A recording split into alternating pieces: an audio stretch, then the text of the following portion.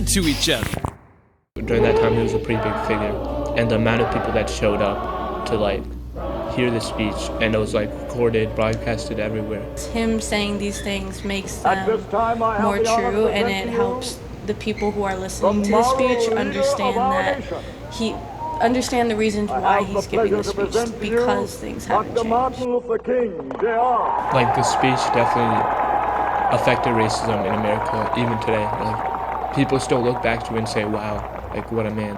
I am happy to join with you today in what will go down in history as the greatest demonstration for freedom in the history of our nation. It captured the attention of the nation. I feel like if this speech wasn't said, the world would be a lot different. Everybody knew what equality was, but Dr. King had to remind people that equality belonged to everyone. 50 years ago,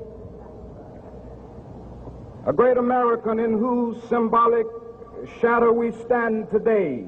Having it there makes the speech that much more important. Signed the Emancipation Proclamation. I think it showed how much they respected, having the speech right next to the memorial, how much they respected Abraham Lincoln, for what he did. This momentous decree came as a great beacon light of hope to millions of Negro slaves who had been seared in the flames of withering injustice. It came as a joyous daybreak to end the long night of their captivity. We don't live in a perfect world, and there's always more that can happen to make it better and more equal for people. We still have come a long way, and we should all be proud of where we are today, but just know it can still be better. But 100 years later,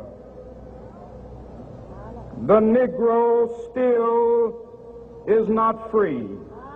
We should fix our standards, fix our society, bring rights to everyone across the world. 100 years later, the life of the Negro is still sadly crippled by the manacles of segregation and the chains of discrimination. I think there's always a change to be made.